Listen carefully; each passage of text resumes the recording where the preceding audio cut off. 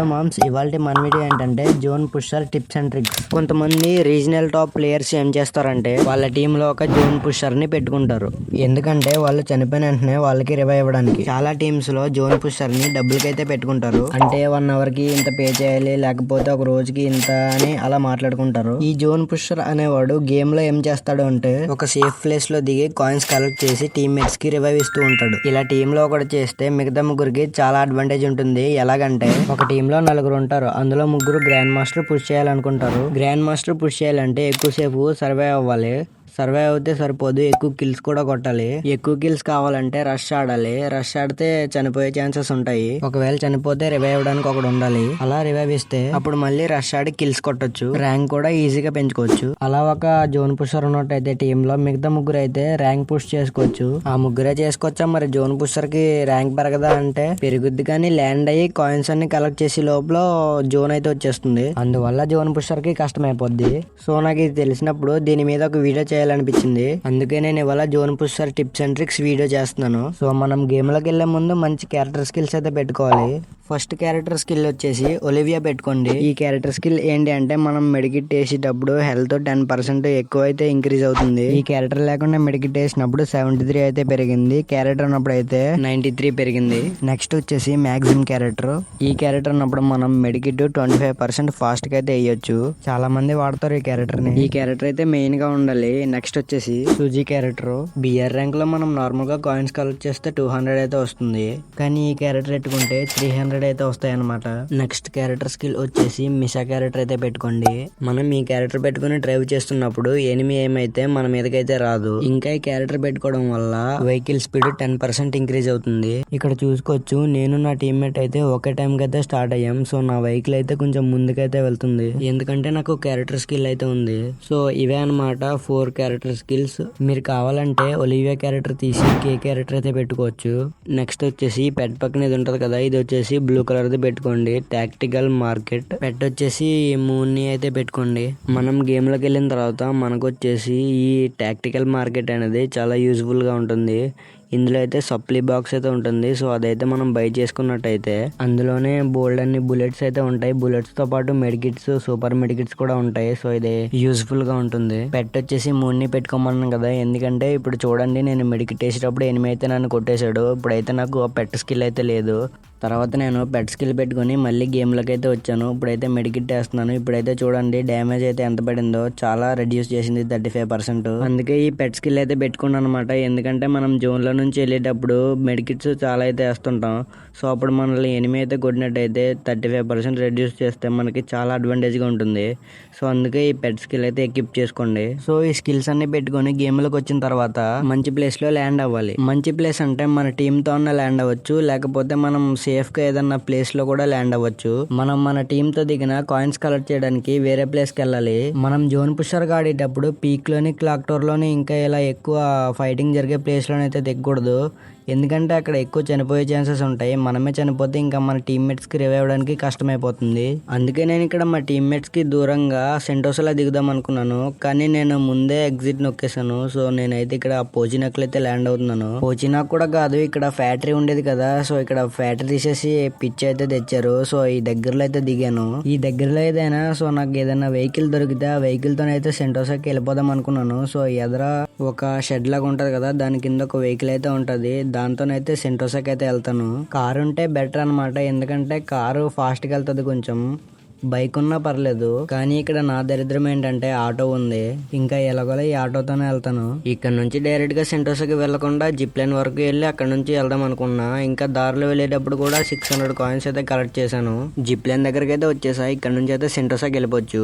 Next వచ్చేసి మనం main గా చేయాల్సింది ఏంటంటే 2 మంచి గన్స్ అయితే ఏరుకోవాలి. ఎందుకంటే మనం కాయిన్స్ కలెక్ట్ చేసేటప్పుడు ఎనిమిస్ ఏమన్నా మన బైక్ ని గట్టా కాల్ చేస్తే అప్పుడైతే మనకు ఉపయోగపడతాయి. మనం గన్స్ లూట్ చేసుకున్న తర్వాత మంచి వెహికల్ అయితే వెతకాలి, కారు లేకపోతే బైక్ అన్నా. సో నాకైతే ఇక్కడ ఇదైతే దొరికింది. దీంతోనే సగం దూరం అయితే వెళ్తాను. సో ఎక్కడన్నా నాకు కార్ గానీ బైక్ గానీ కనిపిస్తే అప్పుడు అయితే చేంజ్ అవుతాను నేను. సో ఇంకా తర్వాత కాయిన్స్ అయితే అన్ని కలెక్ట్ చేసుకుంటూ వెళ్ళాలి మనం. నాకు ఇక్కడ జీప్ అయితే దొరికింది, దాని మీద జీపే బెటర్ అని. సో నేను జీప్ కి అయితే మారిపోయాను. నేను ఇలా కాయిన్స్ కలెక్ట్ చేయడానికి వెళ్తున్నప్పుడు నాకైతే ఒక డౌట్ అయితే వచ్చింది. అదేంటంటే మన బెర్ముడా మ్యాప్ లని మొత్తం ఇలా కాయిన్స్ కలెక్ట్ చేసేవి ఎన్ని ఉంటాయని అనిపించింది. అది తెలుసుకుందామని నేను యూట్యూబ్ లోనైతే వెతికాను. సో అందులో తెలిసింది ఏంటంటే మొత్తం 69 ఉంటాయని చెప్పారు అందులోని. అది నిజమా కాదో నాకు తెలియదు. ఒకవేళ దాని మీద కూడా ఒక వీడియో కావాలంటే కాయిన్స్ అని కామెంట్ చేయండి. ఎక్కువ కామెంట్స్ వస్తే తప్పకుండా చేస్తాను. సో మనం గేమ్ లోకి వచ్చేసినట్టయితే, సో నేను ఇక్కడ సెంటోసాలో కాయిన్స్ కలెక్ట్ చేసి ఇలా బయటకు వస్తుంటే ఇక్కడ నాకు కార్ అయితే కనిపించింది. ఇంకా వెంటనే ఈ కార్ వేసుకొని కాయిన్స్ కలెక్ట్ చేయడానికి వెళ్దాం అనుకున్నాను. కానీ మా టీమ్మేట్ అయితే ఒకడు చనిపోయాడు. వాడికైతే రివైవ్ ఇచ్చి కాయిన్స్ కలెక్ట్ చేయడానికి వెళ్తాను. ఇక్కడ వెండింగ్ మిషన్ దగ్గరికి అయితే వచ్చేసాను. నాకు నెట్ అయితే సరిగా అవ్వట్లేదు. సో లోపలికైతే వెళ్ళి మా టీమ్మేట్స్కి అయితే రివైవ్ ఇవ్వాలి. ఓకే, నార్మల్ రివైవ్ అయితే ఇచ్చాను వాడికి. ఇంకా మనకి ఏ అడ్డు లేదు. కాయిన్స్ కలెక్ట్ చేయడానికి వెళ్దాం అనుకునే లోగా మా టీమ్మేట్ అయితే నాక్ అయ్యాడు మళ్ళీ. సో ఇప్పుడు మళ్ళీ వాడికైతే రివైవ్ ఇచ్చి మళ్ళీ వెళ్ళాలి. సో జోన్ కూడా ఫాస్ట్గా వచ్చేస్తుంది. ఇంకా ఇక్కడ నుంచి ఎక్కడ ఆగలేదు అనమాట. కార్తో అయితే దూసుకెళ్ళిపోతున్నాము. ఈ లోపల మా టీమ్మేట్స్ కూడా డౌన్ అవుతూ ఉన్నారు. సో వాళ్ళకి రివైవ్ ఇచ్చుకుంటా కాయిన్స్ కలెక్ట్ చేసుకుంటా ఉన్నాను అనమాట. ఇలా మనం 4th జోన్ వచ్చే వరకు మనం ఇలా జోన్ లో ఉన్న అంత డ్యామేజ్ ఏమి అవ్వదన్నమాట. సో మన టీమ్మేట్స్ కూడా రివైవ్ ఈజీగా ఇచ్చుకోవచ్చు. ఎనిమీస్ కూడా ఎంతమంది ఉండరు. ఇంకా ఇక్కడ 4th జోన్ నుంచి 5th జోన్ కూడా వెళ్ళిపోతుంది. సో అందుకే నేనైతే జోన్ లోకి అయితే వెళ్ళిపోతున్నాను. ఇప్పుడు నేను జోన్ లోకి వెళ్ళే టైంలో కూడా మా టీమ్మేట్స్ 2-3 సార్లు అయితే నాక్ అయ్యారు. వాళ్ళకి రివైవ్ ఇచ్చుకొని అయితే జోన్ లోకి అయితే వెళ్తున్నాను. ఇక్కడ మెయిన్ పాయింట్ ఏంటంటే మనలాగే జోన్ పుషర్స్ చాలా మంది ఉంటారు. సో వాళ్ళైతే ఫైటింగ్ అయితే చేసుకుంటారు. ఇక్కడ మనం ఆ ఫైటింగ్ మధ్యలోకి వెళ్ళకపోవడమే మంచిది. సైలెంట్ గా వెహికల్ తోని పక్క నుంచి అయితే వచ్చేయండి. ఇంకా ఇక్కడ 5th జోన్ స్టార్ట్ అయిన తర్వాత జోన్ లోకి వెళ్ళి రివైవ్ అవ్వడానికి చాలా కష్టమైపోతుంది. ఎందుకంటే మనకి ముందులా కాదు, సూపర్ మెడికిట్స్ అయితే తక్కువ అయితే ఇస్తున్నాడు మనకి. కొంచెం దగ్గరలో ఉంటే రిస్క్ తీసుకోవచ్చు, మరీ దూరం అయితే మనమే చనిపోతాము. అందుకే 5th జోన్ వచ్చిన తర్వాత ఇంకా రివైవ్ అవ్వడం మానేయండి. అప్పుడు నుంచి కిల్స్ కొట్టడానికి అయితే ట్రై చేయండి. అప్పుడు మనకు కూడా ర్యాంక్ పెరుగుతుంది. ఇక్కడ 5th జోన్ అయితే స్టార్ట్ అవుతుంది. అందుకే నేనైతే జోన్ లోకి అయితే వచ్చేస్తున్నాను. సో ఇక్కడ నుంచి అయితే కిల్ కొట్టడానికి అయితే ట్రై చేస్తున్నాను. అంతలోనే ఇక్కడ ఒక ఫుట్బాల్ వేసుకుని అయితే వచ్చాడు. వాడిని కొట్టిలోగా సైడ్ నుంచి అయితే కొట్టేశాడు. మొత్తం క్లాక్ టవర్ చుట్టూరు రౌండ్ అప్ అయితే చేశారు ఎనిమీస్.